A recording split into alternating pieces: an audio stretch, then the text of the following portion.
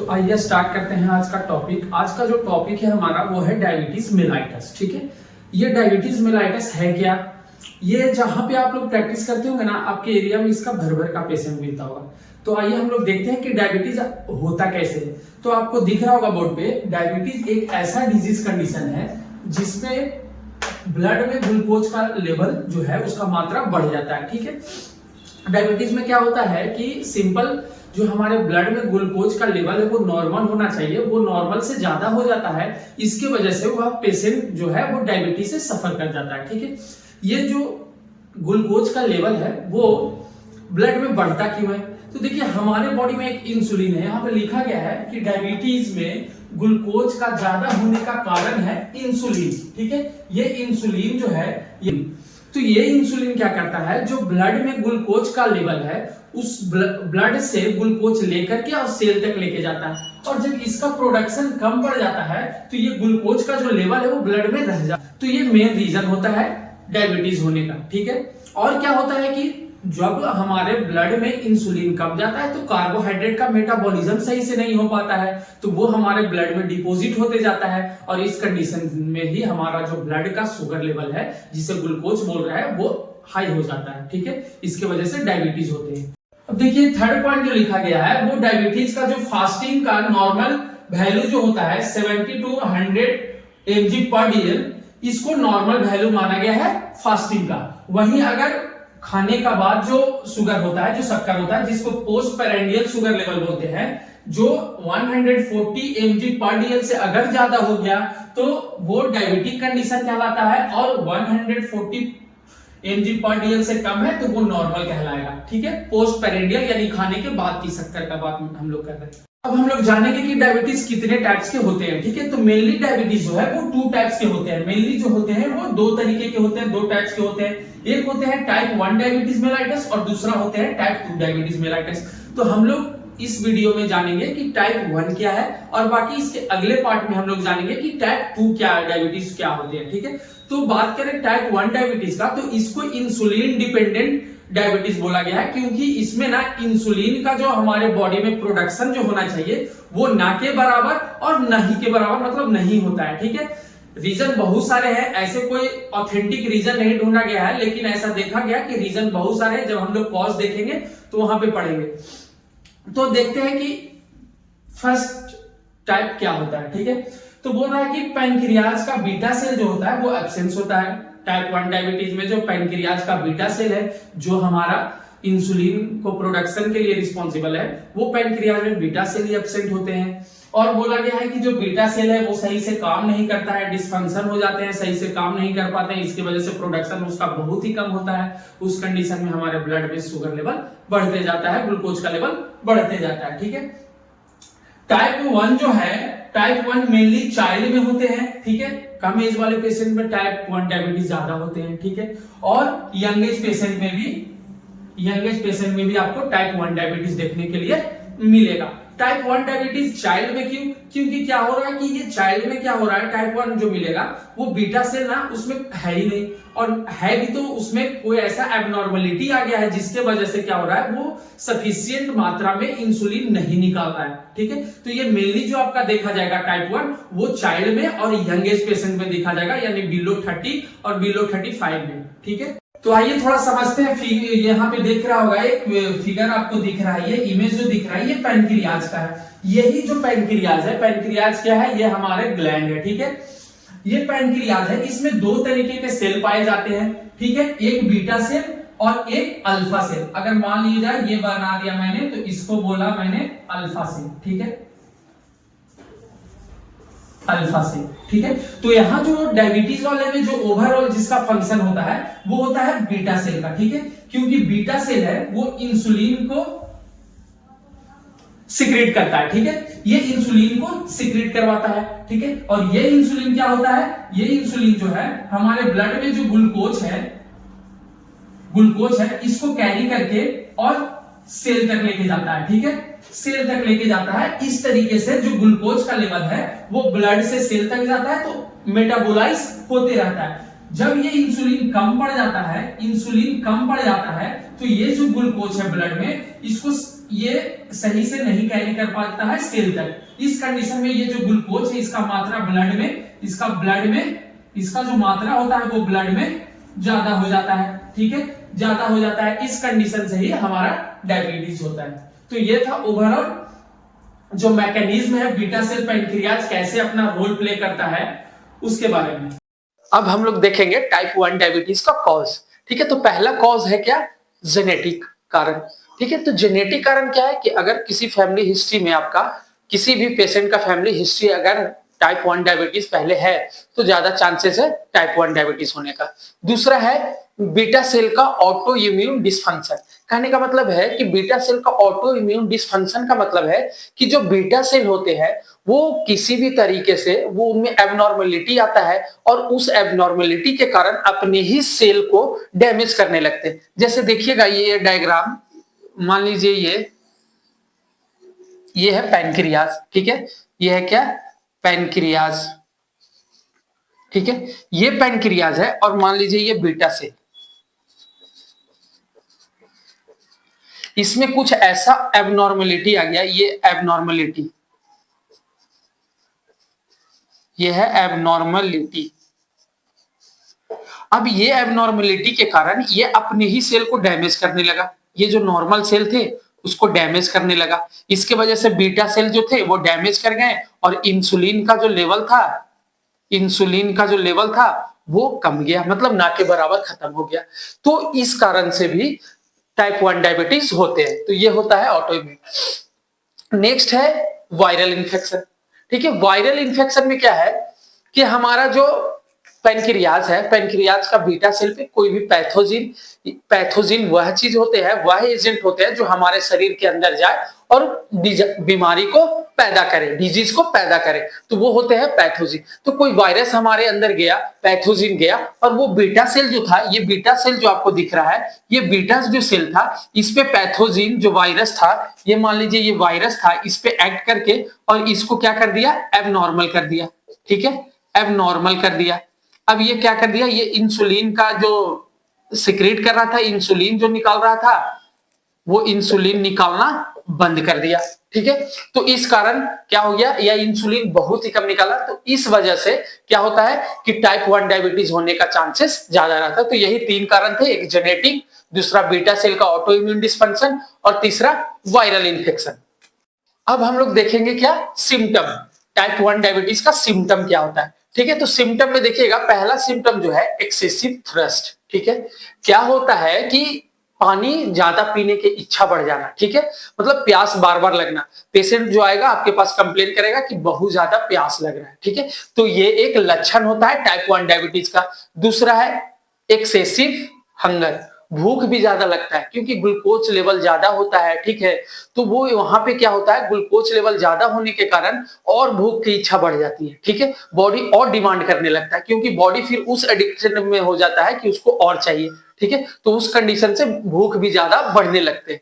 Next है कि जो टाइप 1 ये मेजर है, ये मेन आपको दिखेगा, ये टाइप 1 डायबिटीज में वेट लॉस, ठीक है। आपको टाइप डायबिटीज वाले पेशेंट आएंगे, ठीक है, टाइप 1 हो टाइप 2 हो, डायबिटीज वाले पेशेंट आएंगे। लेकिन आप याद रखिएगा अगर कम एज है और वो बहुत ही पतला है, उसका वेट बहुत ही कम है, तो आप उस पे 99% आप ये कंफर्म कर सकते हैं कि वो टाइप 1 डायबिटीज है, ठीक है। तो ये वेट लॉस। दूसरा है, लास्ट है फैटिग, ठीक है। पेशेंट जो आएंगे वो भी कंप्लेन करेंगे कि थोड़ा सा काम करने में थक जाते हैं, ठीक है, हाफने लगते हैं, 2-4 सीढ़ी चढ़ने में हाफने लगते हैं। तो ये एक रीजन है, ये भी एक सिम्टम है। लास्ट जो है वो ब्लड विजन, ठीक है। पेशेंट आपके पास आएंगे और कंप्लेन करेंगे कि हमको कुछ दिख ही नहीं रहा है। जब डायबिटीज उनका हाई बढ़ा तो वो उनको दिख ही नहीं रहा है, इंसुलिन का लेवल बहुत ही कम गया, मान लीजिए कि नहीं था और कम गया और डैमेज कर गया सेल और एकदम निकलना बंद कर गया। उस कंडीशन में ग्लूकोज का लेवल बढ़ता है, तो उस कंडीशन में भी क्या पेशेंट कंप्लेन लेके आएगा कि उसको कुछ अच्छे से दिखाई नहीं दे रहा है। तो ये था सारा सिम्टम। तो हम लोग ने एक कॉज पढ़ लिया, सिम्टम पढ़ लिया, ठीक है। अब कॉज और सिम्टम पढ़ने के बाद एक और चीज जो है वो मोस्ट इंपॉर्टेंट है कि इतना पढ़ने के बाद मान लीजिए कोई डायबिटिक पेशेंट आया, ठीक है, और मान लीजिए पेशेंट आया और आपने देखा कि प्यास भी ज्यादा लग रहा है, भूख भी ज्यादा लग रहा है, ठीक है, वेट भी लॉस ही है और थका थका, मतलब ये सारा सिम्टम आपको मिला पेशेंट में, तो इट मीन्स आप उसको टाइप 1 मान लेंगे? नहीं, ठीक है। अब पेशेंट अगर एज उसका थोड़ा ज्यादा है, इट मीन्स 35 है, 35-40 है या 30 भी है, तो उसमें कुछ कंफर्मेशन टेस्ट होते हैं, कुछ ब्लड टेस्ट होते हैं, जिसको हम करवा के ये आइडेंटिफाई, ये कंफर्म हो सकते हैं, ये कंफर्म हो जाएंगे कि आइदर इट इज टाइप 1 और टाइप 2 डायबिटीज, ठीक है। तो कुछ ब्लड टेस्ट होते हैं जो कि हमें कंफर्मेशन टेस्ट होता है, जो कंफर्मेशन टेस्ट होता है टाइप 1 और टाइप 2 डायबिटीज के लिए। ये टेस्ट से हमें पता चल जाएगा कि पेशेंट टाइप 1 से सफर कर रहा है या टाइप 2 से। तो कौन कौन सा ब्लड टेस्ट है? तो देखिए, पहला जो टेस्ट है वो एंटी गैट 65 एंटीबॉडी, ठीक है। ये जो टेस्ट है एंटी गैट 65, ये आजकल ज्यादा यूज हो रहा है, ठीक है। तो ये टेस्ट अगर पॉजिटिव आता है, इट मींस कि वह पेशेंट जो है वो टाइप 1 से सफर कर रहा है, ठीक है। नेक्स्ट है एंटी आइसोलेट एंटीबॉडी, ठीक है। यह भी ब्लड टेस्ट है। इससे यह पता चलेगा अगर पॉजिटिव आया तो टाइप 1, नेगेटिव आया तो टाइप 2। क्यों बोल रहे हैं टाइप 2? क्योंकि मैंने पेशेंट को जब ग्लूकोमीटर से चेक किया था तो उस समय पता चला था कि उसका जो ग्लूकोज लेवल है, शुगर लेवल है, वो ज्यादा है। तो हमको कंफर्म करना था कि टाइप 1 है या टाइप 2। तो इस कंडीशन में अगर एंटी आइसोलेट एंटीबॉडी पॉजिटिव आता है, इट मींस टाइप 1 डायबिटीज। अगर नेगेटिव आता है तो इट मींस टाइप 2। नेक्स्ट है एंटी ZNT8, ठीक है। यह भी टेस्ट ब्लड टेस्ट है। इसको करवाने से क्या होगा कि अगर ये टेस्ट पॉजिटिव आया तो टाइप 1 डायबिटीज, टाइप 2 जब ये नेगेटिव आया, ठीक है। एक मोस्ट इंपॉर्टेंट है ये, और ये फास्टिंग सी पेप्टाइड, और एक इधर था एंटी गैट 65, ये दोनों ज्यादा यूज होते हैं, ठीक है। तो अगर ये फास्टिंग सी पेप्टाइड का वैल्यू नॉर्मल से कम आता है, अगर वैल्यू नॉर्मल से कम आता है, इट मींस टाइप 1 डायबिटीज। अगर इसका वैल्यू नॉर्मल से ज्यादा आता है, इट मींस टाइप 2। अगर इसका वैल्यू कम गया तो टाइप 1 डायबिटीज में आ जाएगा, वो कंफर्म हो गया, और इसका वैल्यू अगर ज्यादा चला गया तो टाइप 2। तो इसका जो नॉर्मल वैल्यू होता है 0.3 से लेकर के 0.6 तक, अगर इस वैल्यू से ऊपर गया तो टाइप 2, अगर इस वैल्यू से नीचे आया तो टाइप 1 डायबिटीज। तो ये था। तो इस ब्लड टेस्ट से हम ये कंफर्म कर सकते हैं कि टाइप 1 है या टाइप 2, ठीक है।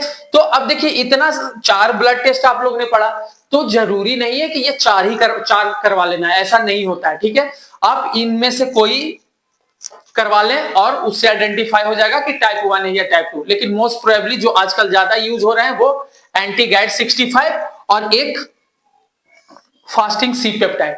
तो आप ये करवा के और किसी भी पेशेंट से को आइडेंटिफाई कर सकते हैं कि टाइप 1 है या टाइप 2, और उसके बाद आगे ट्रीटमेंट की ओर देखें, ठीक है। अभी तक हम लोगों ने डायबिटीज मेलाइटस का इंट्रो देख लिया, उसका कॉजेज देख लिए, उसका साइन एंड सिम्टम देख लिया, और कुछ ब्लड टेस्ट है जिसको करवाने से हम कंफर्म ये पता कर सकते हैं, कंफर्म अपना डायग्नोसिस कंफर्म कर सकते हैं कि टाइप 1 है। उसके लिए ब्लड टेस्ट क्या कौन से करवाने हैं वो भी देख लिए।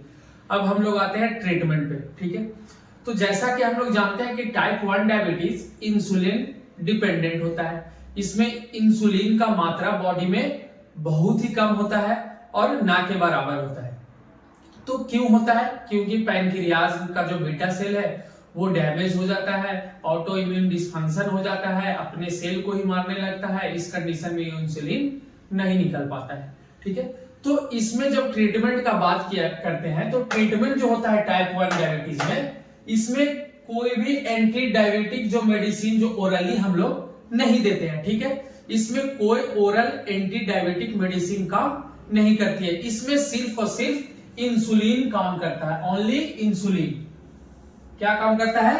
ओनली इंसुलिन काम करता है। तो आप लोग याद रखिएगा कि जितने भी टाइप 1 डायबिटिक होते हैं उसमें ओरल एंटी डायबिटिक मेडिसिन हम लोग नहीं देते हैं, उसमें सिर्फ और सिर्फ इंसुलिन लगता है। तो यही ट्रीटमेंट है कि उसमें हम सिर्फ और सिर्फ इंसुलिन लगाएंगे। तो इंसुलिन भी बहुत टाइप्स के होते हैं, इसके कई प्रकार है। मार्केट में नया नया इंसुलिन आए हैं, तो वो हम डिसाइड करते हैं कि कैसे देना है। वो जो आप प्रिस्क्रिप्शन लिख रहे हैं वो आप जब जानेंगे इंसुलिन के बारे में तो आप पेशेंट के अकॉर्डिंग आप दे सकते हैं। लेकिन ऐसा देखा गया है कि जब भी हम इंसुलिन स्टार्ट करें तो लॉन्ग एक्टिंग वाले इंसुलिन के साथ हम स्टार्ट करेंगे। तो अब हम लोग देखते हैं इंसुलिन का टाइप्स, ठीक है। जो टाइप 1 डायबिटीज में सिर्फ और सिर्फ इसी का यूज होता है, इंसुलिन का।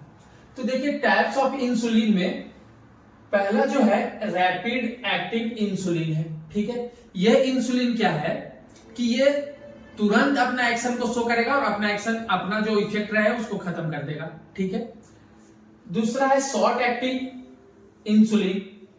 अगर फास्ट एक्टिंग का बात किया जाए तो उसमें एग्जांपल है इंसुलिन ये लिप्सरो और इंसुलिन एस्पार्ट। ये जो है आजकल काफी ज्यादा ट्रेंडी है, ये ज्यादा यूज हो रहे हैं रैपिड एक्टिंग।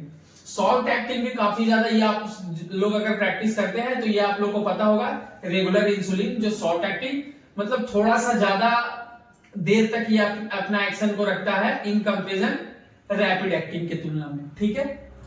तो ये नेक्स्ट है इंटरमीडिएट इंसुलिन, जिसको इंसुलिन एनपीएच बोलते हैं, ठीक है। ये क्या करता है, ये शॉर्ट एक्टिंग के तुलना में और लॉन्ग एक्टिंग के कंपेयर अगर किया जाए तो ये थोड़े लंबे टाइम तक हमारे बॉडी में इफेक्ट अपना शो करता है, तो इसीलिए इसको इंटरमीडिएट बोले।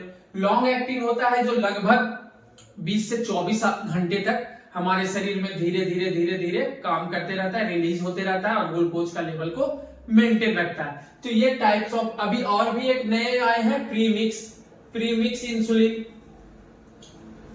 इंसुलिन। इसमें क्या किया गया है कि इंटरमीडिएट इंसुलिन और फास्ट एक्टिंग इंसुलिन को मिक्स करके और बना दिया गया है। तो इसका क्या हो गया, एक्शन डोइल हो गया। एक तो जल्दी जो ग्लूकोज हमारे बॉडी में रिलीज हो रहा था उसको से ये रैपिड एक्टिंग इसमें मिक्स है तो वो कंट्रोल कर देगा, और बाकी ये धीरे धीरे थोड़ा इंटरमीडिएट वाला थोड़ा लंबे समय तक 20 घंटा तक कैरी करेगा।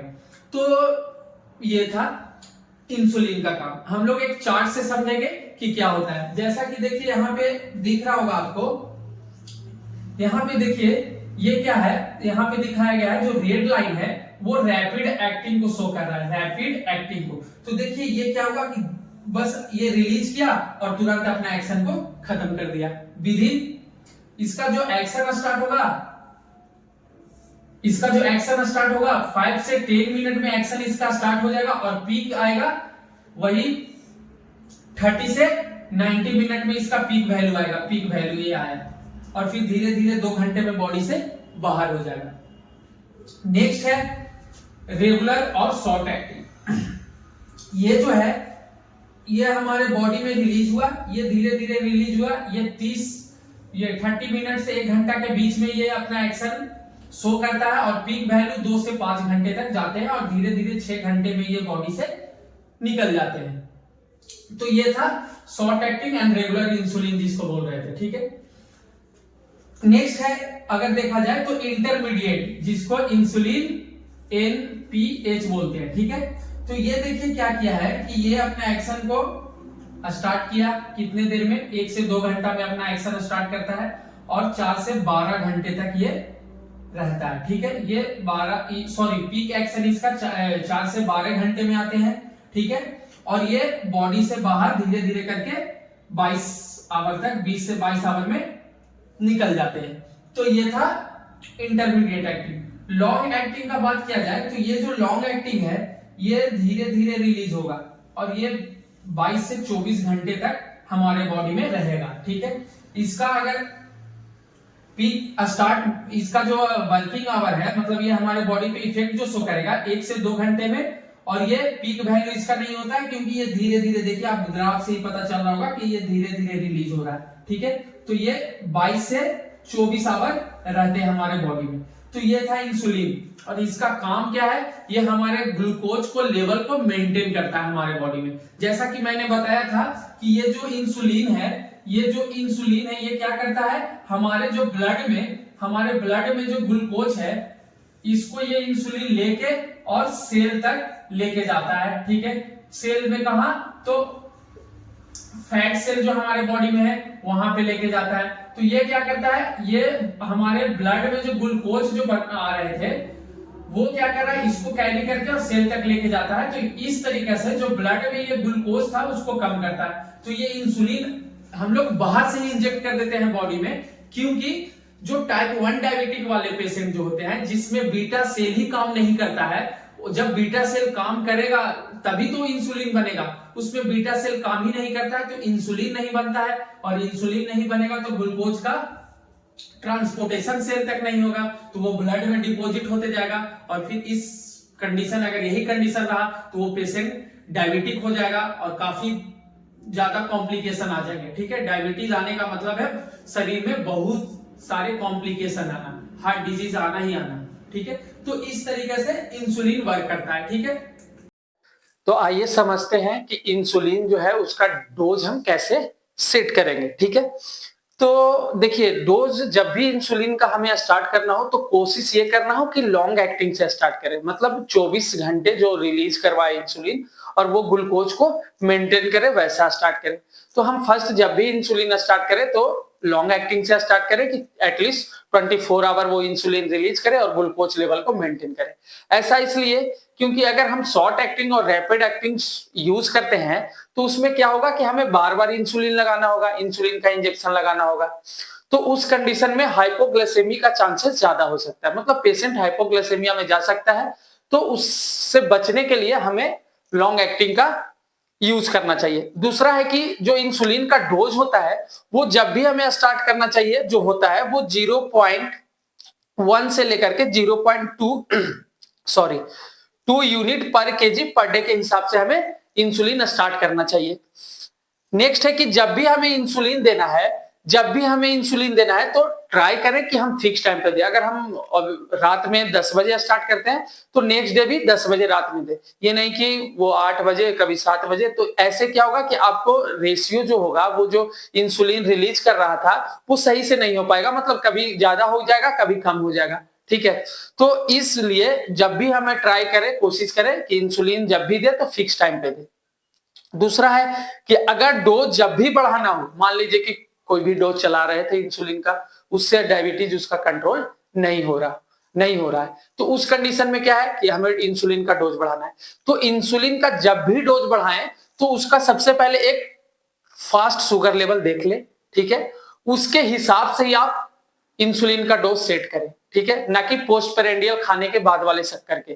ठीक है, उसको देख करके हमें इंसुलिन का डोज नहीं बढ़ाना है, हमें किसको देख करके बढ़ाना है, फास्टिंग शुगर वाले को देख करके इंसुलिन का डोज सेट करना है। लास्ट जो है वो है कि जब भी हमें इंसुलिन का डोज बढ़ाना है तो एटलीस्ट 2 दिन वेट करके बढ़ाए।